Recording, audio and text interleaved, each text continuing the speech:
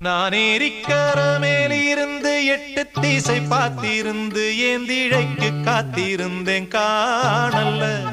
மணி 7 8 ஆன பின்னும் ஊரடங்கி போன பின்னும் சோறு தண்ணி வேணும்னு தோணல்ல. என் தெம்மாங்கு பாட்ட கேட்டு தெங்காத்து ஓடி வந்து சூதாக போக வேணும் அக்கறையில. நான் உண்டான ஆசைகளை உள்ளார பூட்டி வச்சு ஒத்தேல வாடுறேனே.